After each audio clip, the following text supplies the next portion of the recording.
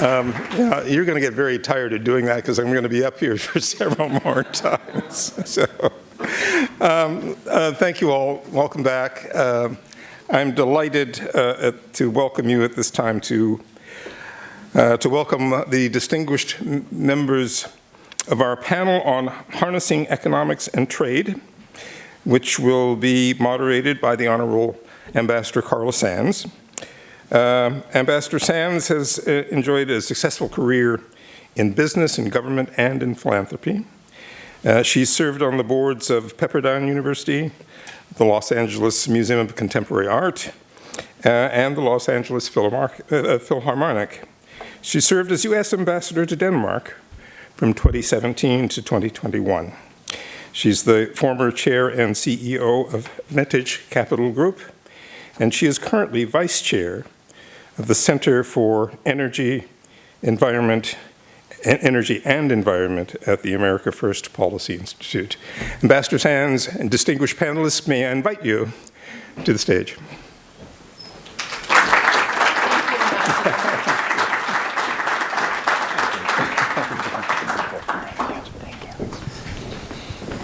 Well, good afternoon, everyone. It's my pleasure to welcome you to this important panel discussion on harnessing economics and trade.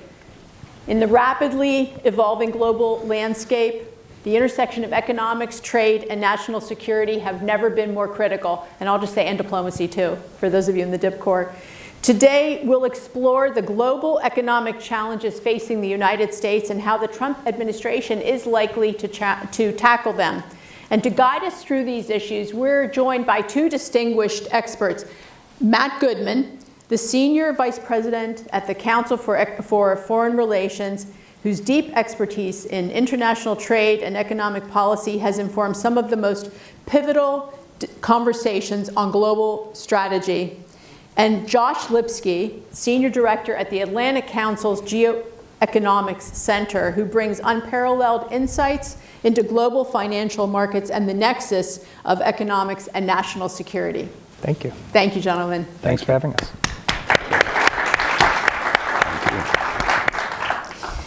So thank you for joining us today. We want to start with a broad question to set the stage.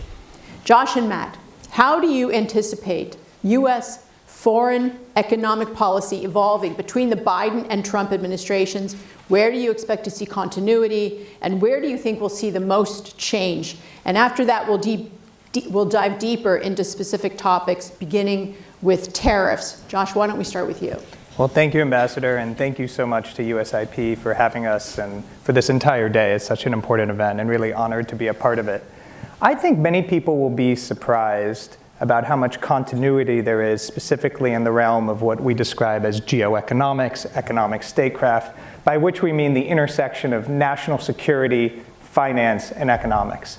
And the reason I believe that is that these trends go beyond party affiliation, and they've really been developing for the past decade, at the end of the Obama administration, the first Trump administration, and certainly through the Biden administration. And there's been a realization across Washington, across Republican and Democratic policymaking circles, that we in the US have to better fuse our national security and economic policymaking. You just heard the fantastic conversation with the Admiral speaking so much about economic security, ports, China, Belt and Road. That's just a microcosm of what Washington has realized over the past decade. And what I always say about this issue is that this is not a new idea. This is an old idea. This is what the founding of the Bretton Woods system was all about. The Bretton Woods Conference happened 6 weeks after D-Day, in the middle of World War II, not after World War II. We created the IMF and the World Bank. But we in the US really, post the fall of the Soviet Union, had the luxury of separating out, in large part, not solely, but in large part, our economic and our national security policy making. We could let the global economy and trade and globalization develop, and we didn't need to think in the economic circles where I came from at the IMF as much about what the Pentagon was doing. That was not something that was front and center at the IMF.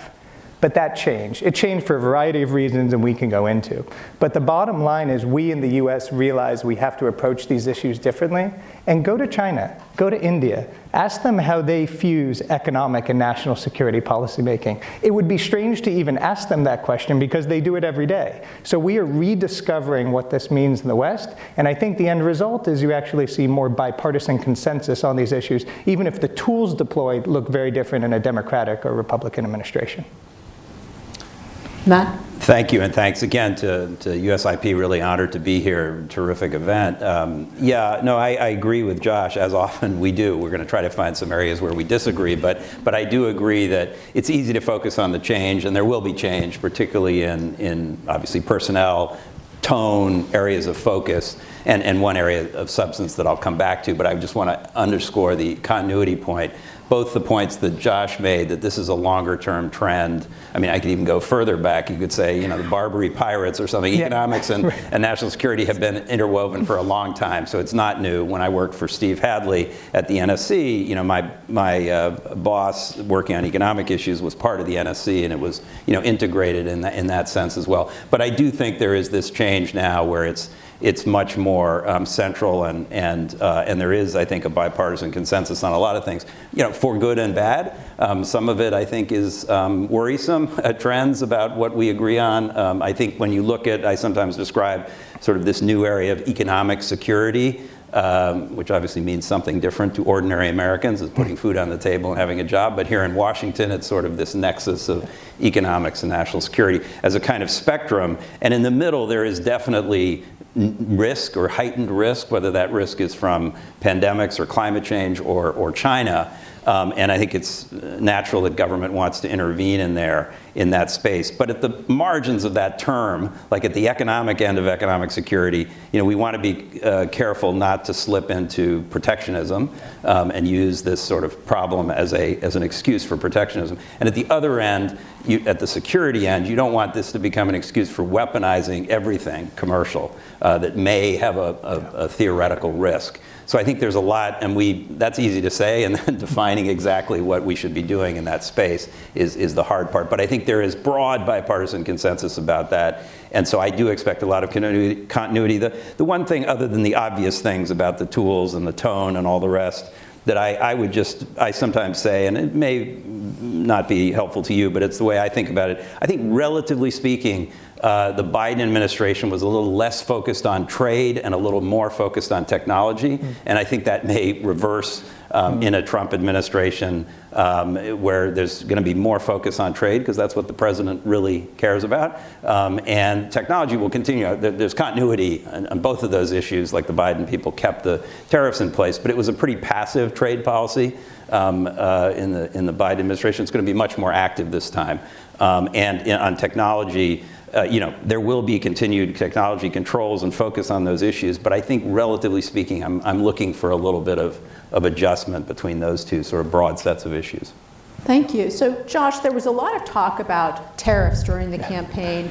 How do you see American trade policy and tariffs coming forward in 2021 compared to back in 2017? Well, it only took us 5 minutes to get to tariffs, which feels appropriate given what I think is going to happen less than a week from now after the inauguration and the executive orders. But I think it's worth considering, if we were having this event 10 years ago, 15 years ago, 20 years ago, we would not be talking about tariffs with an incoming administration. So it's worth just pausing for a moment to think how far the policy debate has changed. And that is in large part because of the president-elect, the incoming president's policy priorities. And I agree with Matt, and it's important to understand this is a core policy conviction of this president, formed not in the 2000s, not in the 1990s, but really in the 1980s with competition between the US and Japan, as Matt knows so well. And this is where his views about bilateral trade deficits stem from, what tariffs can or can't do. And so it's deeply rooted. And the bottom line is, there are going to be tariffs. They will not look exactly like they were promised in the campaign. I do believe that. So we will not see on day one, I don't think, 60% tariffs on Chinese imports. The destabilizing effect on that in the global economy would be massive. And that's already why you see reports in the press over the last few days about the idea of gradually increasing tariffs. You will not see 20% across the board tariffs on all other imports. So there will be tariffs, but they will look different. I think they will be more tailored. I do not think they will be as blanket and sweeping as we've heard in the campaign. When you think about Trump and tariffs, I think it's important to think about 3 buckets of tariffs. First are tariffs as a negotiating tool. This is what we saw with Canada, Mexico, the 25% threat. It's a threat meant to be part of a negotiation. We're in the USMCA renegotiation period now going into 2026. That's one type of tariff process you see with Trump. The second is tariff, meant to actually be a tariff and produce more manufacturing or other products grown here in the United States and help support jobs, the pure use of a tariff. The third, and this is new this time around, this is different than the first Trump administration, is tariffs as punishment. And you saw this a little about his de-dollarization tweet, and we'll get into this. Countries who are de-dollarizing, there was a threat of tariffs. I do believe this incoming Trump administration is moving away from financial sanctions, which they see as very binary, you turn them off or you turn them on, versus tariffs as a tool of punishment which can be calibrated, 5, 10, 15%, ratcheted up or ratcheted down. And so that's a bit of a wrinkle this time that we didn't see last time, and that's overall how I see the tariff picture. Thanks a lot. So Matt, in this incoming administration, how do you see the trade disputes, for instance, with the EU and Canada? How do you see that unfolding?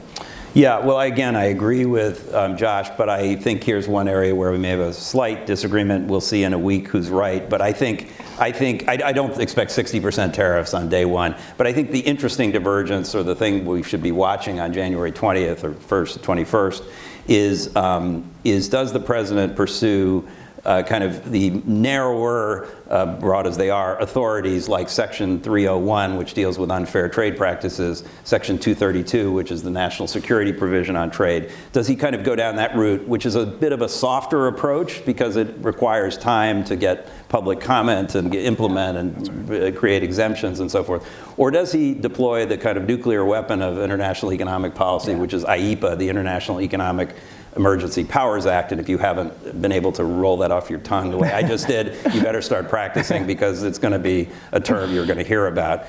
This law that was passed by Congress in the Carter administration, allowing the president to declare an international economic emergency, and then he can do whatever he wants, basically. He has a lot of authority to do a lot of things. And if he does that on day one, then I think brace yourself, because he could do quite a bit from the beginning. I mean, overall, on both of those paths, it turns out the president has a lot of authority to raise tariffs. I think we all thought this was Congress's job, but it turns out the executive has a lot of power through those delegations and other things. And there was one other thing that Josh said that I wanted to just foot stomp and agree with, but I can't remember what it is, so why don't we carry on? Well, let's talk about industrial policy, Josh. It's looked at as a cornerstone for U.S. efforts to enhance our competitiveness, protect our national security, particularly critical things like semiconductors, rare earth minerals, our defense. Certainly. How do you see that industrial policy evolving under the Trump administration? Yeah, and let me just say one more thing on tariffs, and this is where Matt and I might have disagreement. We could just spend, but this is what Washington wants to talk about, and fairly, because it's important. It's going to affect everyone's lives, both here in the U.S. and around the world, so it's an important topic. One other dimension which I think might hold back the Trump administration is inflation. 2017, 2018, inflation was not on the policy agenda. Now it is one of the reasons he is back in the Oval Office. So the political impact of inflation, how salient that is to people, and if there is a tie-in between some of the tariffs and inflation, I think that could be restrictive. Now, the economists coming into the Trump administration will say the tariffs are not inflationary. We can debate this all day, price levels, price change, but it's important to understand that this is different than 2017, 2018. It will be a dynamic. And can I just say to that, I think that's a very important point, and I think if there is a constraint on the president, it's going to be that, or the stock market, I guess, would be the other one I'd throw in there. If it crashes on day 2 because of what he does on day 1, then I think that might constrain him. I don't think anything else is going to constrain him, including arguments from Josh Lipsky or Matt Goodman, or from his people around him, or even Congress. So I think that that's the point I wanted to make before, is I do think this is such an important issue for President Trump that I think he's going to damn the torpedoes and move ahead. I sort of err on the IEPA side of this debate. I think he's going to do something big and strong from day 1.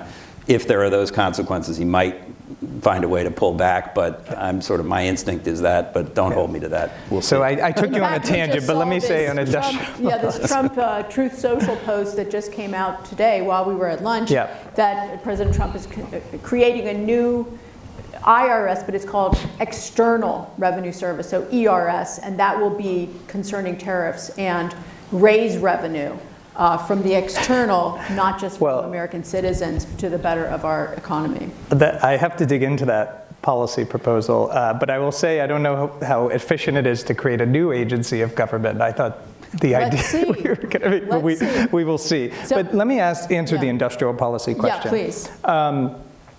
I will quote here your colleague at CFR, Brad Setzer, who has said, and I think it's the great line on this, if you don't have an industrial policy, you are importing China's industrial policy. Well said. And I think that is really a way to think about these issues, and it goes back to what I said at the beginning.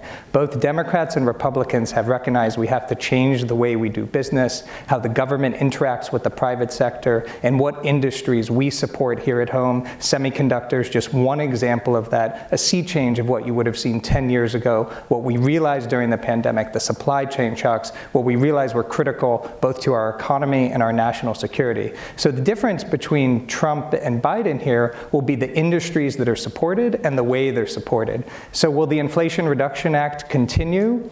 The money will be there. It will be called something different. It won't go as much to green energy and transition as it was going to go to in the Biden administration. But the idea of supporting industries that this incoming administration think are important for economic and national security, and therefore terming what we would describe as an industrial policy, do continue. It just looks different. You know, industrial policy used to be a dirty word. We used to associate it with the Soviets and 5-year plans, and that's how we thought about industrial policy. But it's industrial policy with a capitalist flavor. It's industrial policy that still spurs the private sector investment, but it does have government involved in a sense of saying what is a national security priority. And I think you'll see that in the Trump administration. I think we'll see less regulation. They're going to roll back regulations. The permitting is going to be shortened. I think that there will be less denial by delay, where so many, of our agencies just slow walk permitting so that projects can't be completed or can't, we have less manufacturing. We're losing many tens of thousands of manufacturing jobs, I think, every month right now, every time they report. But the Nippon Steel deal, that's been in the news lately. Do you think that President Trump will reverse President Biden's decision to deny the Nippon Steel deal? Yeah, it's really interesting. If you'd asked me that question 2 weeks ago, I would have sort of, are you kidding? Of course not. Trump has made very clear that he opposed the deal too, and Biden has taken this responsibility for him, so he doesn't have to worry about it. But the more you think about it, the more you think maybe he'll reverse it, because for 3 reasons, maybe. One, because the same politics that I think caused President Biden to delay his decision before the election, which was that in Pennsylvania, there are probably more people who support this deal than oppose it, especially in U.S. Steel itself. I'm from Pennsylvania. I can tell you there's a lot of support in Pennsylvania. So the politics of this are a little more complicated than meet the eye. Secondly, it's consistent with the Trump sort of make America great again, reinvesting in the United States. If a Japanese company is able to come in and keep a good American company alive and keep that capacity and those jobs, that's broadly consistent with Trump's overall approach. And then thirdly, and I know this sounds a little superficial, but it's something that I think has truth in it, which is because it was Biden's decision, he reverses it because it's the opposite of what his predecessor did. I mean, I think that was 75% of why President Trump in the first term reversed TPP because it was an Obama initiative, not so much because it was, I'm being a little... I disagree with you. Well, So, I mean, obviously there were other forces behind it. No. There were other forces behind it, but I think that does play into President Trump's decision making.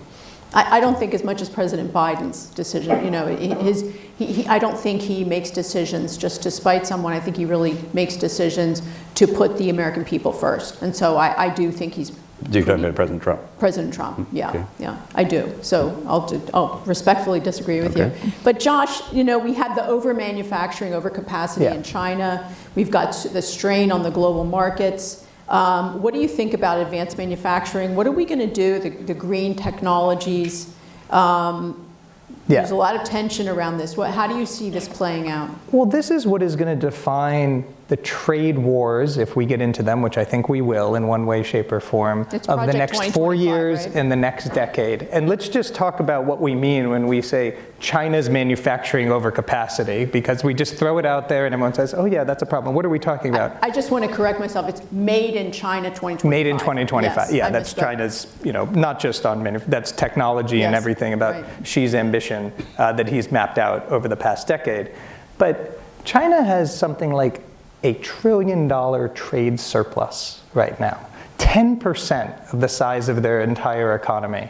This is unseen in modern global economics. Even the US, when we ran a trade surplus, and this was after World War I, when Europe was decimated, 5 or 6% kind of trade surplus. So we have just not seen anything like the scale of what China is producing on the global stage, and at the same time, they have weakening domestic demand. Their citizens can't consume the products because there's not enough economic demand internally. So where are the products going to go? They're going to come here, and they're going to go to Europe, and they're going to go all over the world. And you're only starting to see it in the data. And EVs are just a part of it. It's only one piece of it. And we lived through the first China trade shock, and we are potentially coming into the next China trade shock. The difference this time around is that, one, we've woken up to it because we lived through it the first time, so we're more prepared. And two, we're not alone. This is why you see the Europeans introducing tariffs on EVs. This is why you see the Brazilians introducing tariffs on Chinese EVs.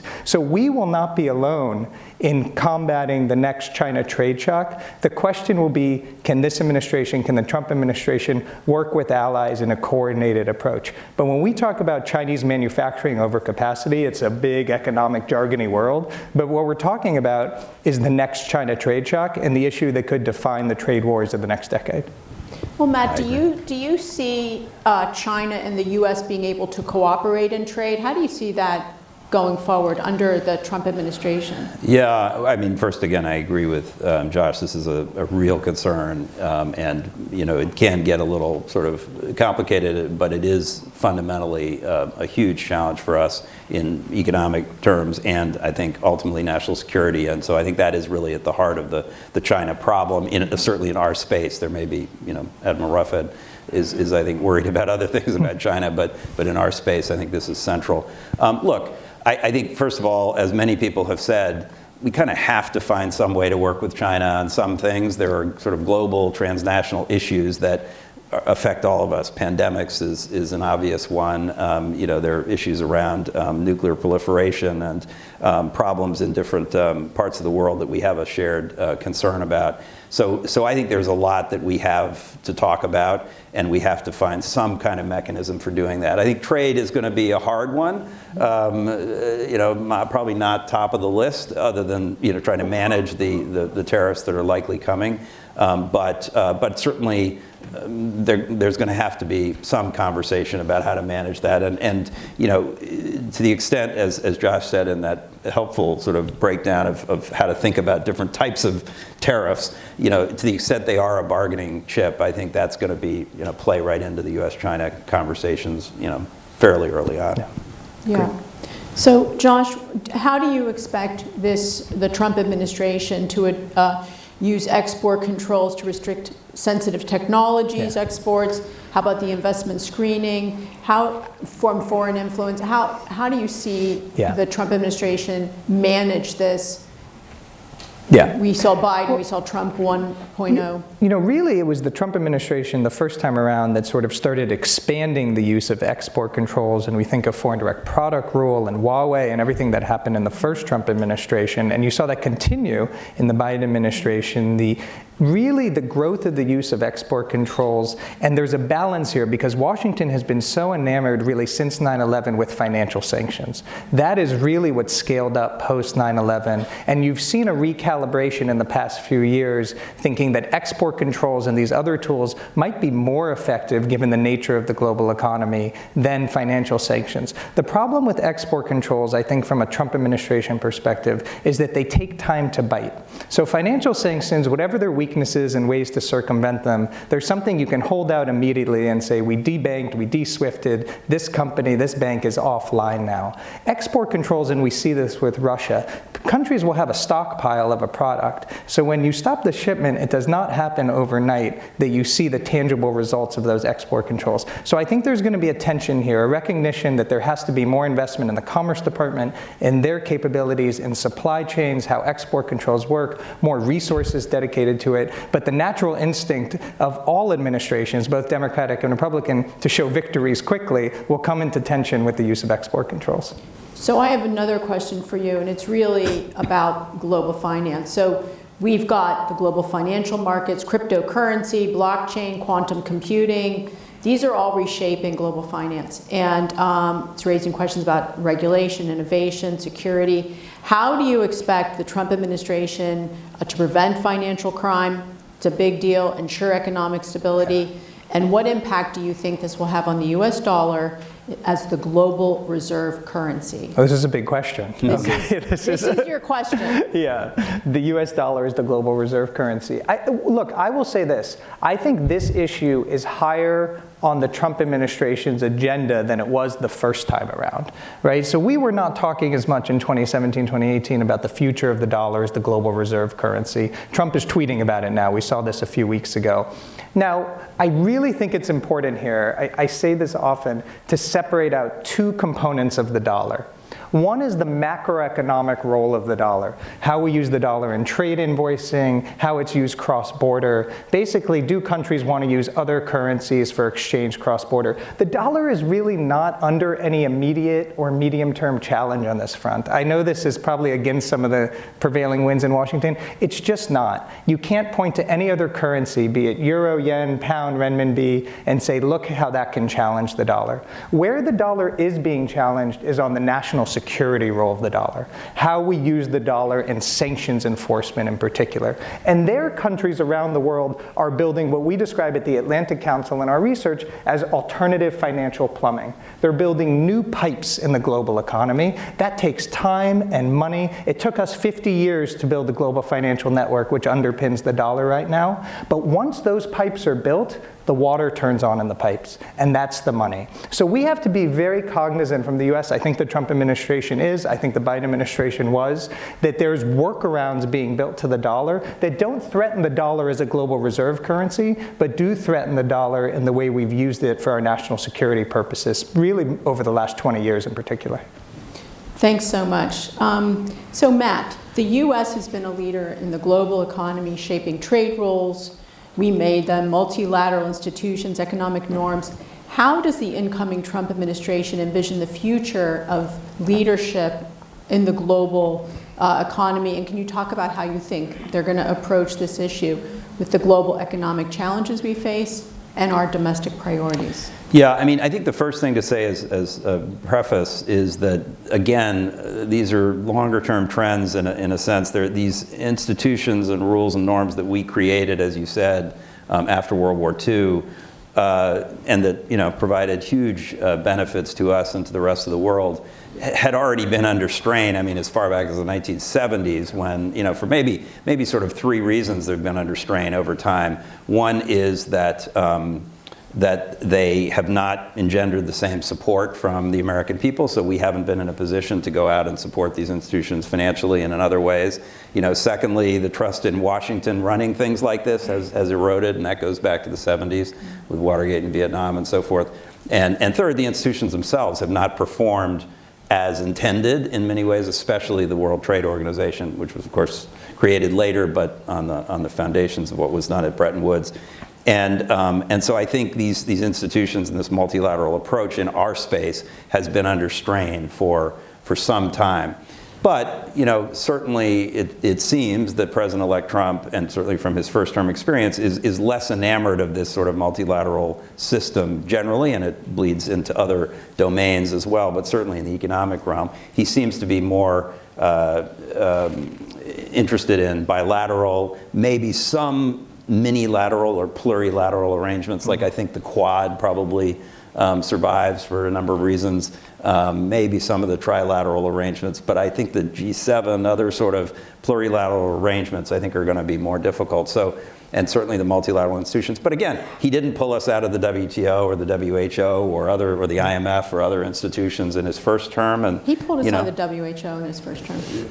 Did I say the WHO? Sorry, I meant to say the WTO only. Yes, right. But some of these big economic institutions, he kept us in, and so, you know, we'll see whether he does that in the second term. Well, I have a question for both of you, but I'd like to ask you first, Matt. So the U.S. has played this pivotal role in institutions like the World Bank, IMF. What role do you see these institutions playing in advancing U.S. foreign policy, economic interests going forward? How will the WTO fit in the broader framework? What reforms do you think are necessary to make them fit to purpose? Thinking about China, thinking about Belt and Road. Okay, well, I wanted to say a word about Belt and Road, so I'll say something at the end on that. But let me take the WTO, and I'll let Josh do the IMF and World Bank, which he's more conversant in. You know, I think the WTO is deeply troubled. It's not really performing on any of its core mandates. You know, enforcing existing rules, settling disputes, negotiating new rules. Even providing transparency on the trading system, which, you know, was one of its core functions.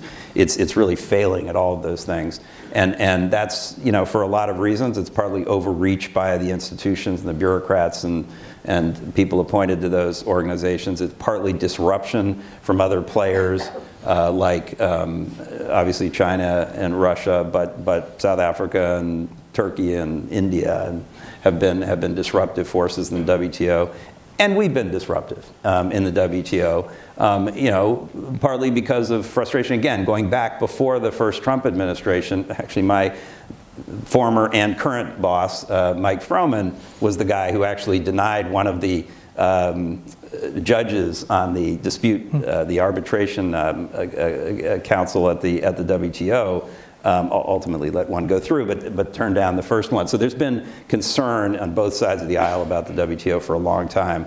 But you know, we know that the Trump, and certainly under Robert Lighthizer in the first term, there was a very different view, sort of philosophically, about the deal that we made when we went into that institution in particular, that we were willing to sort of tie our hands a little bit with these rules if everybody else had their hands tied as well. That was kind of the deal, and I think Lighthizer thought that was a raw deal, and I would expect that Jamison Greer and others involved in the second Trump term trade policy will see it a similar way. So on the IMF and the World Bank, I think it's important to say at the beginning, these are two of the most functional of the multilateral institutions. Compare the IMF and the World Bank to the UN. Both of the institutions have problems. I'm not pretending they don't. But the IMF and the World Bank send money out the door every day to countries that need it. They use it. You can question where the money's going. You can question how the money's been spent. But the institutions both function. And that is not true of every international institution, be them diplomatic like the UN or economic like the WTO. So we should value that. And what those institutions are afraid of, and I can say this as someone who used to work at the IMF, is falling into the political dysfunction that you see at the UN, that the system essentially breaks down and they can no longer function. So that's one side of what's happening at the IMF and the World Bank. Then the question is what the Trump administration should do about it. We should really value the resources we have as the largest shareholder in these institutions, because I promise you China understands the value of these institutions. China independently is the largest bilateral lender in the world as a country. So they are lending more than any other country in the world bilaterally, but they are also big players at the IMF and the World Bank. So they get the best of both worlds. They're lending bilaterally, advancing their foreign policy and national security and economic goals, but they're they're also leveraging the influence they have at the international financial institutions. We are the largest shareholders of the international financial institutions and underuse that privilege because we don't spend enough time. So my advice to the Trump administration, and we've talked to the transition team about it, and I know they understand these issues well from the first time around, is don't lump all international bureaucracies together. There are different levels of international bureaucracy. IMF and World Bank are valuable ones that you can use. You have to invest in them. And I think that's what this administration will do. That might ruffle some feathers within these institutions, but I think that's the right way to approach it. I agree. Wonderful. So looking forward, let's forecast 10 years from now. How do you see this incoming Trump administration, the decisions on trade policy, shape our competitiveness and our geostrategic position in the next decade?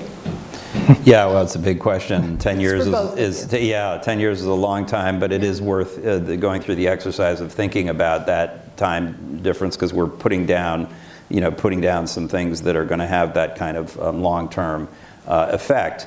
I mean, I think that the investments that both the Trump and Biden administrations, and I would expect in a second Trump administration, are making in American capability, from infrastructure to semiconductors, or as Josh said, it may be different critical sectors, but we are making those investments. I expect that to continue, and that will provide a needed foundation for our, not only our economic competitiveness, but for our national security, that will have that sort of time, over that time period, some beneficial effect.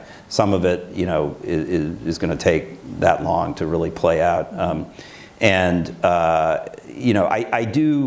I am concerned, and again, this is not a partisan concern, because I think it's both parties both of the last two presidents have pursued a very protectionist approach to trade. And I worry that is not going to enhance our economic competitiveness or the strength of the foundations of our economy. If those are, used as a tactical measure or bargaining tool, or to protect infant industries, or for real national security reasons, there are arguments for using tariffs. But I think this fundamental trend towards protectionism is worrisome to me in terms of building a solid economic foundation that I think 10 years from now we could regret, and I'm sort of hopeful we will get back sort of gravitationally to something that is more like a modified version of the old system of a more open trade and investment regime with caveats. You mean with a level playing field where yes, and I mean that's obviously, meanwhile that's taking advantage of meanwhile that's going on. I would say there are reasons for using tariffs, and that's one of them, is that China and others are not playing fair, and we do need tariffs. But I still make my point that I think the general trend towards closing our economy is not good for us for the long term. Not just China, even our friends, right? That's right. Right. Josh? Yeah, I mean, the first thing I think to say about the next decade is that the forces that will define it are beyond the policies of any administration, be they the Trump administration, the Biden administration. They involve AI and quantum and issues that will develop on their own regardless of what any particular administration does. And this is what will shape the future of productivity growth in countries, their ability to create jobs, their ability to be at the forefront of technological innovation. And I really think the defining challenge for the US is whether we sort of lean into this new reality of economic and national security fusion, embrace it, and define it with Western and capitalist ideals, and do so in partnership with allies in Europe, or if we try to go back to the way things were 10 years ago, 15 years ago, and try to revert, because that era is over. We are in a new era, and the question for this administration is what policies shape that era. You can't control it. The forces are bigger than anything you can control, but you can shape it. And if you do so in partnership with like-minded nations, then you can be successful. So I think those are the challenges over the next decade. Plus demographics, which is another challenge. 100% agree. Growth is just about number of people and how much each person can produce, essentially. And so if our demographics are not favorable, as they're not for most advanced countries, that's a really important point about babies. Structural. Well, a lot of advanced economies, Japan, and that is weighs on growth, and it weighs on the economic and national security of those countries. It does. Yes. So the question of how to balance U.S. protectionist tendencies with the need to maintain global economic leadership, I'll just say under the Trump administration, since I worked in the 1.0, is that it's America first, but not America alone. Yeah. But how do you both see that? Well, I think, again, I think both, you saw this in the Trump and Biden administration. I think there were impulses in both directions, frankly, and I think with Biden, I was just talking to a reporter today still about Nippon Steel. There's still interest in that. I think that really highlights the Biden tension between his impulse to work with allies and partners to do a lot of things in the world, with his, protectionist instincts, if you want to call it that, because that was really, the basis for that decision, as opposed to real national security concerns, in my opinion. And so this tension exists, I think, on both sides of the aisle, and maybe it's a deeper American concern. But I think in the end, and I think Admiral Ruffhead said it very eloquently, I think in the end we need our partners, we need alliances, we need to work with others. These challenges, while the United States has a lot of capabilities and we have a lot of advantages, we can't solve most of these global problems by ourselves. We need help.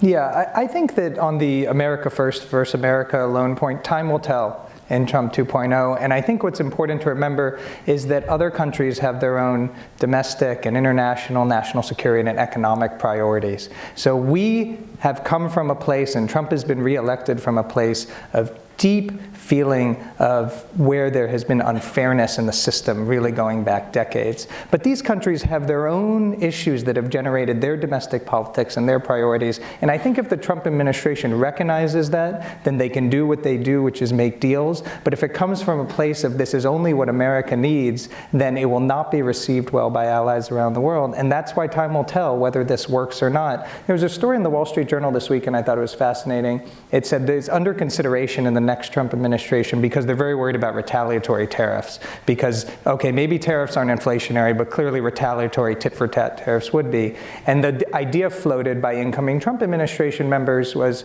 well, we could basically say the security guarantee is up for question if you implement retaliatory tariffs. And that's where I think you cross a dangerous bridge and start calling in the question of deterrence. So the question will be not only what we prioritize as a country, but our understanding of what our allies prioritize. And if we can do that, then this administration can be successful. And if not, if not. Well, thank you, Matt and Josh, for your expert input. And I just wanted to open up to the audience for questions for Matt and Josh. And if you do have a question, just raise your hand and a member of the team will bring a microphone to you. And then just please state your name and your affiliation, your institute that you're with. There is a woman up there. And there's someone in the very back row. Thank you very much. Is this working? Apparently. Thank you very much for a fascinating conversation. I have a question about cryptocurrency, the role of cryptocurrency in the international financial markets. Is it, other than a means of laundering money, is it a challenge to the dollar? Is the primacy of the dollar? I'm not really sure how it works, but it's looming on the future of our financial system, I think.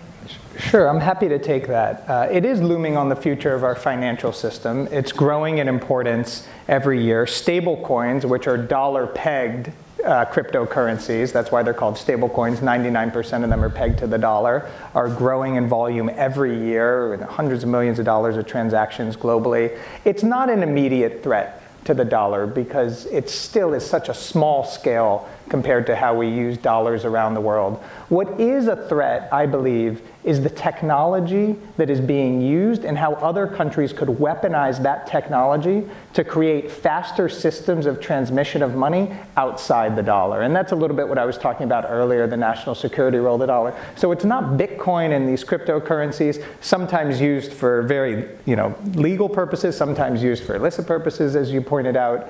What it really is countries finding faster and cheaper ways to work around the dollar. By the way, de-dollarization, the interest in getting around the dollar, is nothing new. This goes back decades. This goes back to the history of sanctions. You can go back to Cuba in the 1960s. But what's happening right now is that financial technology is meeting the interest in de-dollarization in a way that it never has before. And so if it cost me to send money between Iran and Russia, if I have to go through 17 correspondent banks and it takes a lot of money to avoid making sure Treasury sees that transaction, if it costs me a little less because of financial technology now, I'm going to do that as an actor in Iran or Russia. And that's really the challenge here. So it doesn't threaten the dollar as we use it every day, but the technology is important and countries around the world are adopting it. And I just want to say, our approach in the US should not be just to wag a finger at that. It's very instinctual to just say, China bad, Russia bad, Iran bad, don't do that, stay on the dollar. Instead, we should build the best, most innovative technologies based around the dollar. Because if we do that, no country in the world can afford to be outside the dollar, euro, pound, and yen, that system. So we should be offering countries carrots, not just sticks. That's why they wanted to be part of the US-led system in the first place. It wasn't just because we threatened them, it's because they saw the benefits of being part of the system. And that will ensure the dollar remains the global reserve currency going forward. Can I say something which isn't about cryptocurrency? Josh is the real expert on that, but I do want to foot stomp the last part of what he was saying about offers, and really what Admiral Ruffhead said as well about the concerns about Belt and Road. I mean, we're not going to stop China doing Belt and Road and digitizing Belt and Road and all the other things they're doing in the world. We've got to find something better to offer that competes with China and gives other countries a reason to follow us. So I think I meant to make that broader point. I think that's fundamental to economic security as well. We have to be in the game of offering the best of what the U.S. has to offer, which I think there's a strong demand signal for still a lot of things that the United States offers, including in the economic and commercial realm. And so I think we need to focus, keep our eye on that ball, even while we're trying to protect ourselves, which is also important. Fully agree.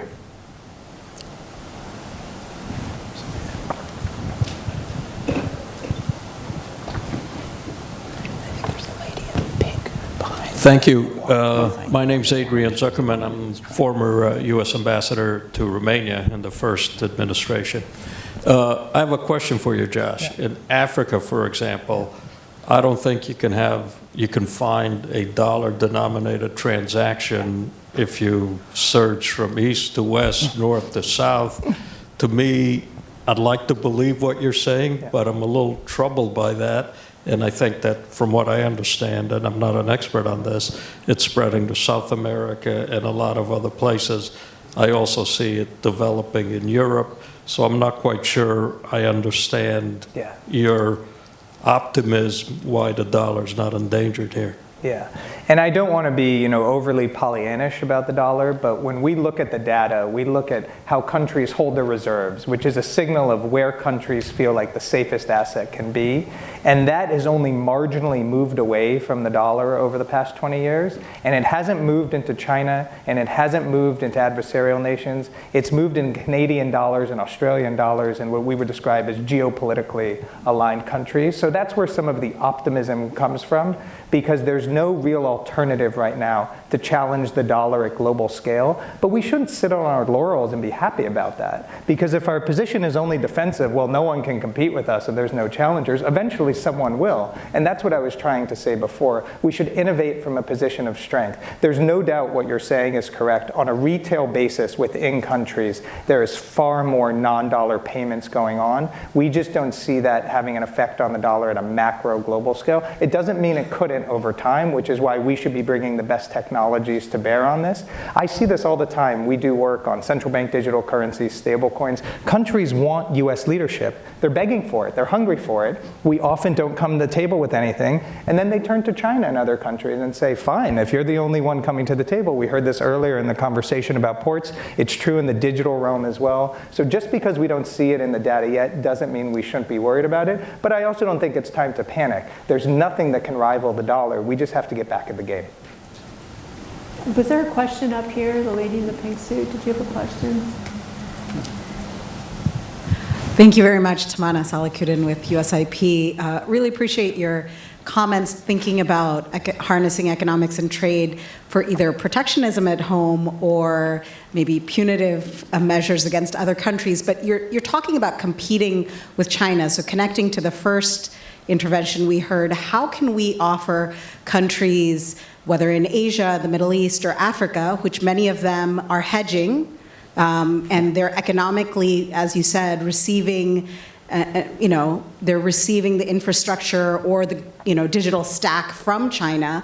How do you see economics and trade actually serving any of these countries? I mean, what thought is behind actually competing for those? In all of the countries we work in at USIP, they're like, fine, China is bad, but what do you have to offer instead, right? And often we have nothing.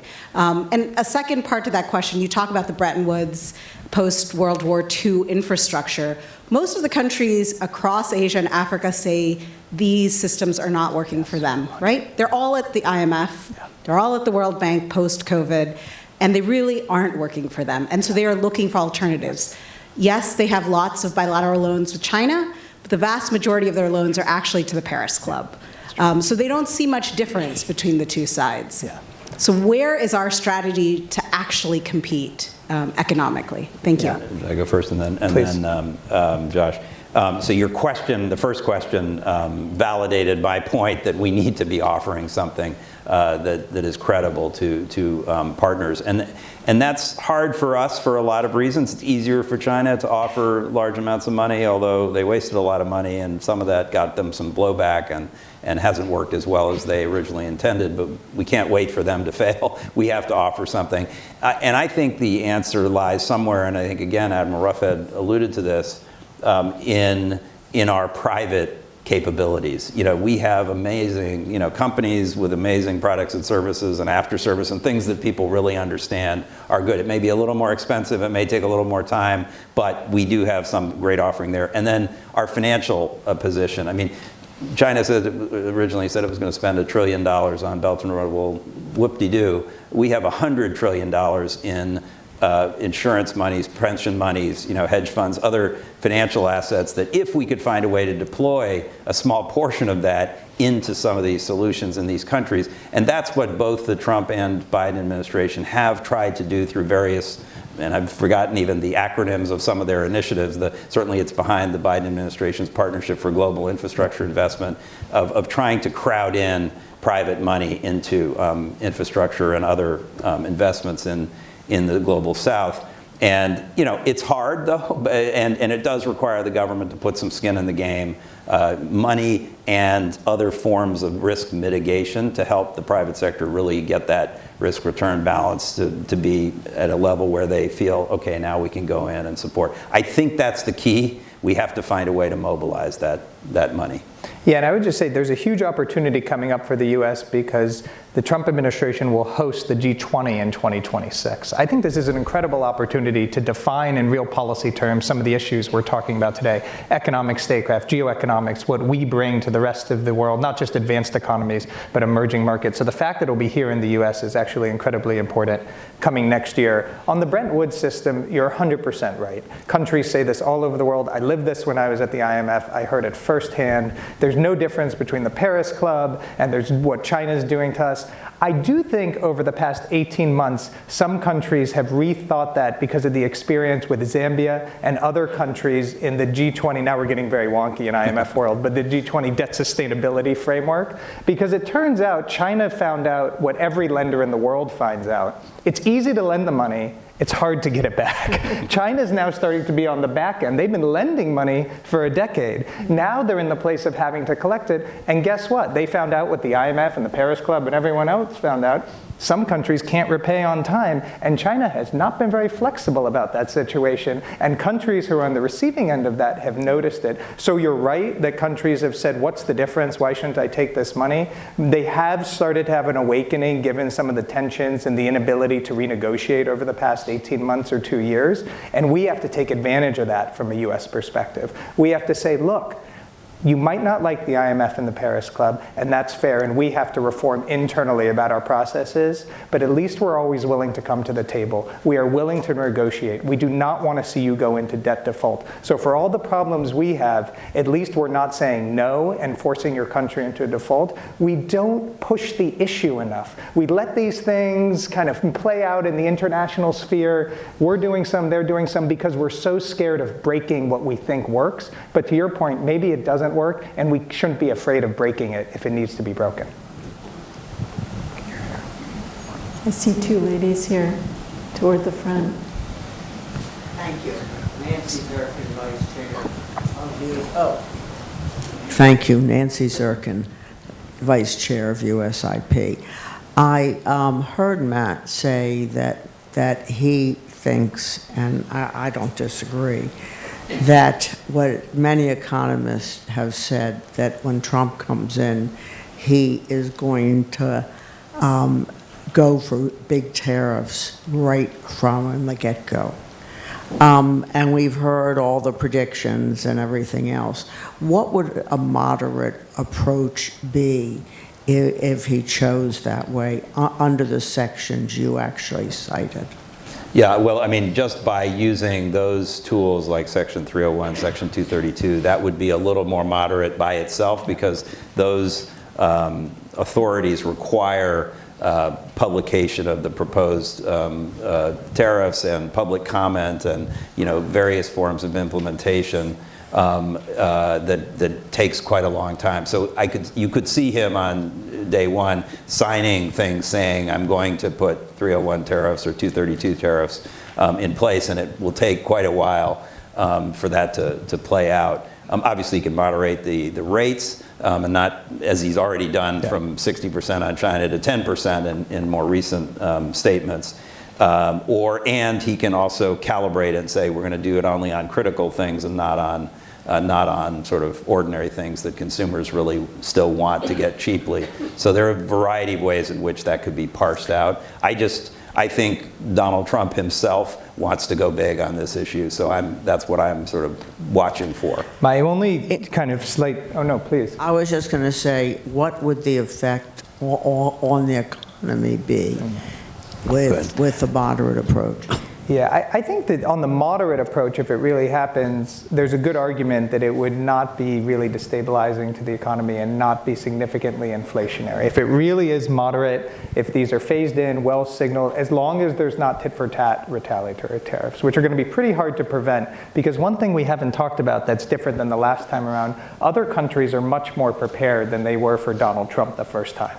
They understand his way of doing business, they understand his economic toolkit, and they've been preparing for the last not just 4 years, but 6 or 7 years at this point, their own economic statecraft. China's not the only one. We saw their own export controls on critical minerals, gallium. This is something you never would have seen. So in the first act, they're actually not inflationary and would not harm the US economy, and maybe you'd see some benefits. But if they spiral, that's really where you see the problem. I think a little disagreement I have with Matt here is maybe the difference between going big and being perceived as going big. So I can very much see an announcement on Monday, Inauguration Day, Tuesday, the next day, Donald Trump tariffs China at 20% or 25%.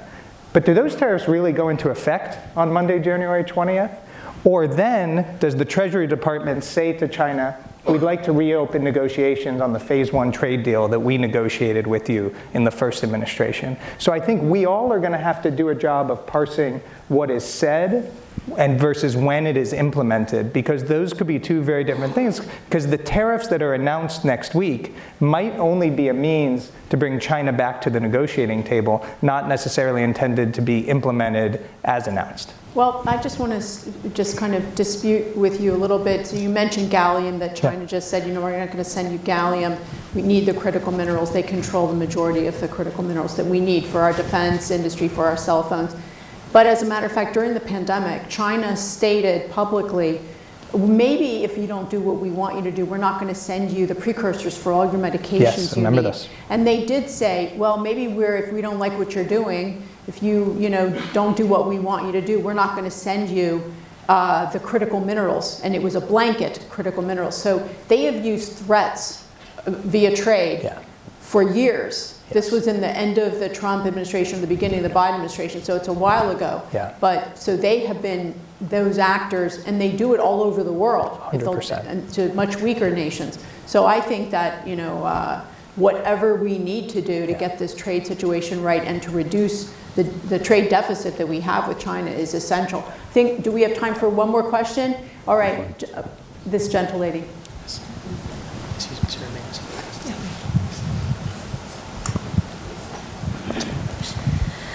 My name is Zainab Usman. I'm the director of the Africa program at the Carnegie Endowment for International Peace. Very fascinating discussion. Two quick questions. One on de-dollarization, just to add some color to the Honorable Ambassador's comment about no dollar transactions happening in Africa. Actually, a key challenge for a lot of African countries right now is that the dollar is the dominant currency for their central bank reserves, for their cross-border trade, and also for sovereign loans. And a number of African countries, I mean, including others in the Middle East and so on, are trying to see how they can work around that, not necessarily because they hate America, but because it's very expensive to borrow in the dollar.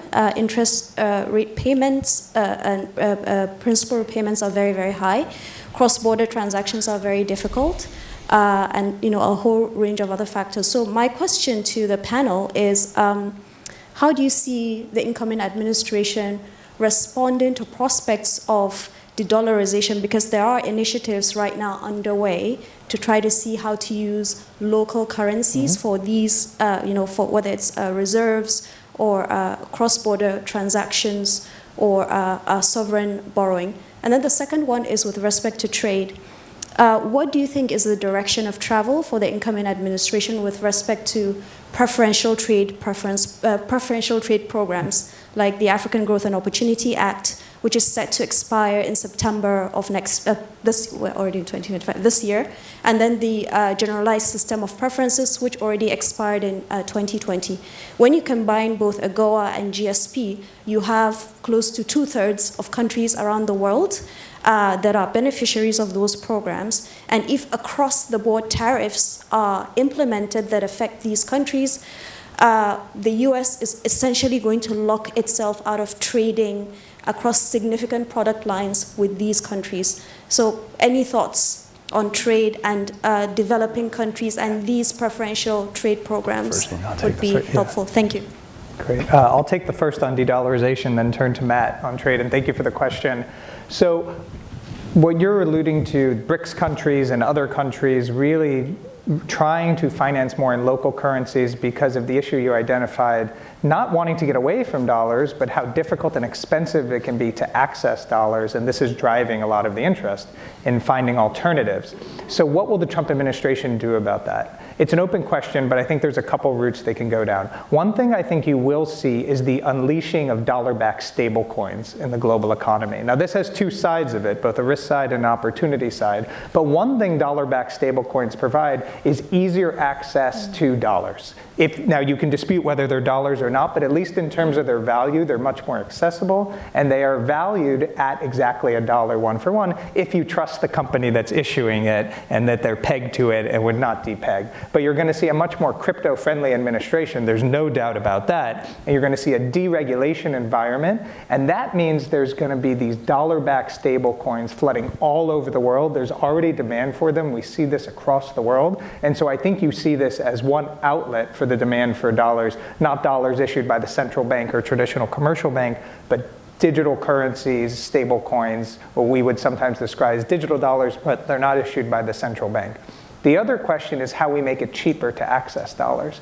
And this gets into fundamental questions for the Treasury Department, the issuance of treasuries, how we function in the global economy. And I will say, if there's someone who can address this issue, I think the incoming Treasury, Scott Bessent, is well placed to do it. This is a person who has been a currency trader. This is a person who famously broke the Bank of Japan, as he is known for doing. So he understands global finance. He understands how money moves around the world. That doesn't mean he's going to be able to tackle that issue, but I think it's more salient on this administration's agenda, recognizing there's a problem around the world which you're identifying. Yeah, on those trade preference systems, I mean, first of all, there is an alphabet soup of different related initiatives that are going to be needing reauthorization, including AGOA and GSP, which you've spelled out, so I don't have to. The Development Finance Corporation, the Export-Import Bank, the Millennium Challenge Corporation, PEPFAR, the President's Emergency Fund for AIDS Relief, I think are all coming up for reauthorization in the next few years. And so all of that should be watched to see how the administration proceeds. I mean, there's reason to believe the Trump administration, like they helped stand up the Development Finance Corporation. They were pretty supportive of using the Exim Bank. I think those preference programs, they're not that expensive. Great colleague in the trade world, Ed Gresser, showed that the amount of trade covered by the generalized system of preferences globally is about $29 billion worth of US imports is covered by that program. By comparison, we did $80 billion of trade with Ireland last year. So it's not huge amounts, and the cost is obviously a fraction of that. So I think there are people in Congress who believe in these programs. They are important tools of American statecraft and our offerings in the world, and I'm both hopeful and expecting some progress in getting those things reauthorized. In fact, I worked with Ex-Im Bank and Development Finance Corporation on the Greenland issue when I was the U.S. Ambassador to the Kingdom of Denmark. So they are tools, but I think we need to expand them in order to really have real tools in our tool belt. I welcome you all to take a break and join us for refreshments outside the auditorium on Leland. And thank you very much to Josh and Matt for your expertise and sharing with us your great knowledge about these subjects. And thank you for being here, and I look forward to seeing you on the outside. Thank you. Thank you. Thank you.